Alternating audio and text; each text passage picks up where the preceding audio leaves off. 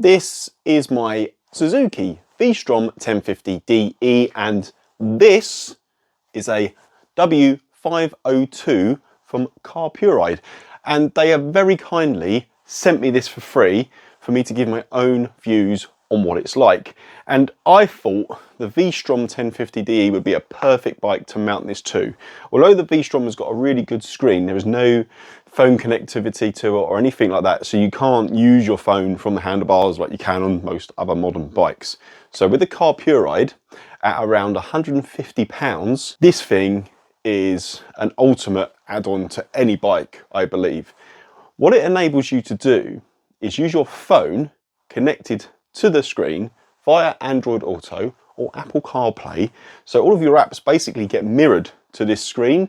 It's not its own independent device. It needs your phone to connect, and it replicates the apps on that in a more touchscreen friendly, really big button, colourful display.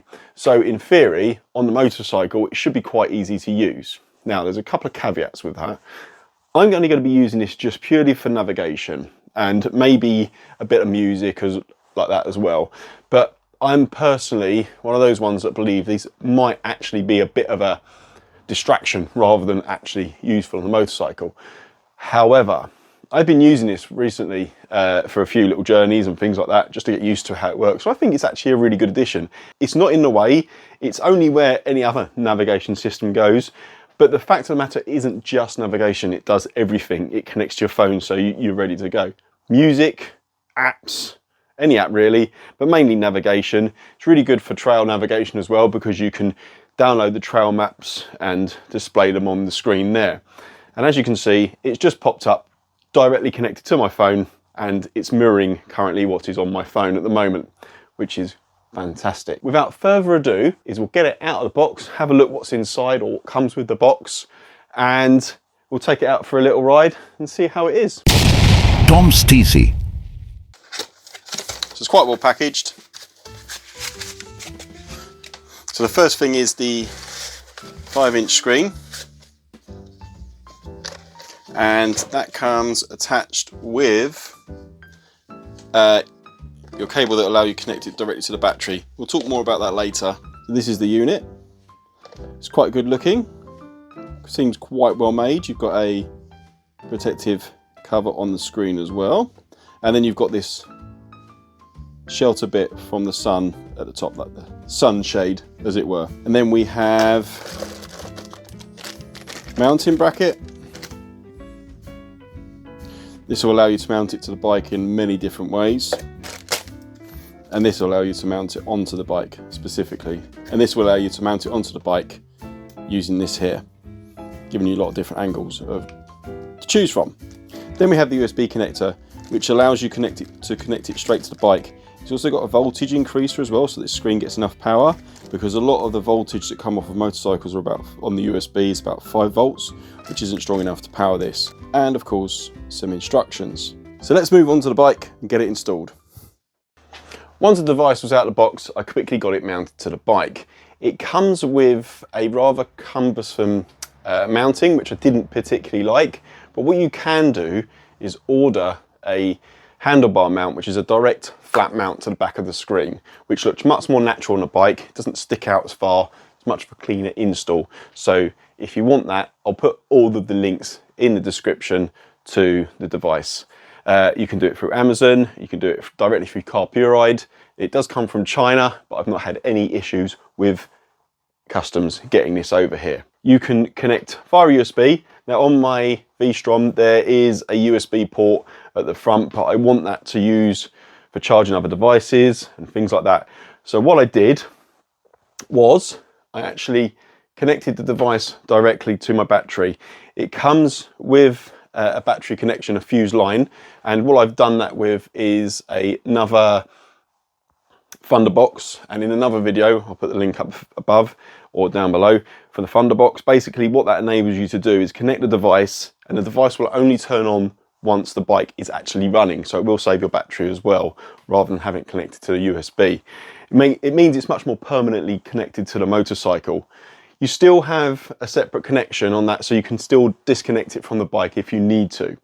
At the moment, I'm running this on an external battery via USB, just for this video purposes. When I mounted it to the bike, I had to take all the fairing off at the front, I had to run the cable all the way under the tank and back to the battery and to the funder box. So once that's connected, once the bike starts up, this will start up as well. It'll automatically connect your phone, and that's another easy part. All you have to do is connect it to USB. The device will say this has got Android Auto compatibility or Apple CarPlay, and it will automatically connect your device. It's very simple on-screen instructions. So, I mean, there is literally nothing complicated about this device. It is literally plug and play if you want it to be. You can use the other mount to mount your handlebars. Maybe you don't have a navigation bar at the top on your motorcycle, and maybe just mount it to your bars. Personally, for me, this will stay on the V-Strom. It won't be going on the MT-01. The MT-01 I'm quite happy to just use for phone if I need to in emergencies, but I don't like anything on the handlebars on that bike. So without further ado, we'll go out on the bike and see what it's like to live with on the motorcycle. When you're out on a bike, the Carpuride is perfectly in my eye level, which is good for navigation purposes and accessing it. On this bike, as I've already explained, I've got it connected to the funder box, so the Carpuride will not come on until I start my engine. So we'll start the engine and we'll watch that boot up. So the Carpuride will now boot up, and once it's booted up, it will automatically connect to my phone and start Android Auto. So when Android Auto starts, you get the most recent thing that you were doing. So that could be navigation, which shows you a list of recent navigations here, and also it's got my music connected as well. So obviously what you can do, now I've got these smart tips from Oxford on my gloves so I can actually touch the screen properly. So you've got a few options. You can exit, and that brings you back to the main Carpuride settings. I'm not particularly interested in this because Android Auto does all this anyway, but you can access your phone, your music from Bluetooth. You can turn the display off if you want to, which obviously if you're not using it. But in this case, what we'll do is we'll go back to Android Auto. So this gives my recent locations, and this tells me where I am now. We can go in and see all the apps that are available to open up from my phone. So you've got Maps, WhatsApp, phone, so pretty much everything you need. I'm mainly going to be using this just as an easy access for things like Maps, and in an emergency maybe WhatsApp and phone.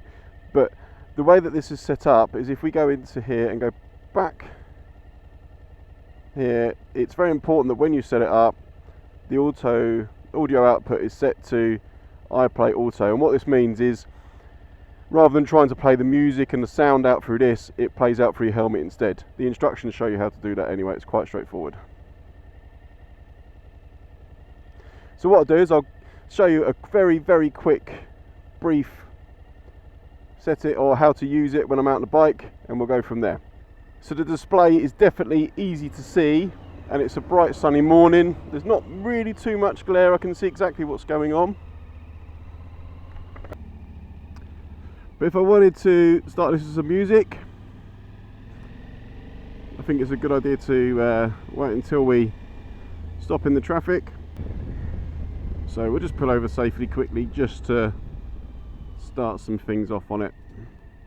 So for example, if I wanted to start music, it's already got the last thing on there, so I just hit the play button, and that is now playing in my helmet. You can also go into your music app. This could be Spotify, YouTube, or whatever your choice is. You can see it's very responsive. And go into my library, my playlists, faves, it'll just start playing from that point on.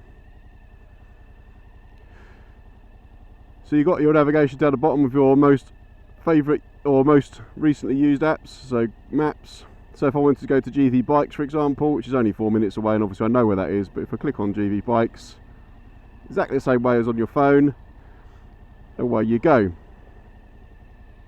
And you can see the response on my fingers is, from my touch is actually really good. So obviously then you would follow that on. The instructions, obviously same as in normal maps, you can set to come out through your headset like so. So that will now play the instructions into my headset clearly. You can also see down the bottom left hand here, this is your signal on your phone, so it's showing 5G and 4 bars. And as you can see, there's a 1 there, which is an alert for a WhatsApp that I've just received. And you would just tap on that and it would bring up WhatsApp for you to read that message. So Google Maps is now just telling me to go right here, and it's played it through my helmet. So as I've mounted this, it means it's a permanent fixture to my motorcycle. I'm not necessarily concerned about theft. It's not a massively expensive item. If someone was to rip that off, it makes it completely useless anyway. The device is connected directly to my battery via the Thunderbox, so it's completely separate from the electronics on the device.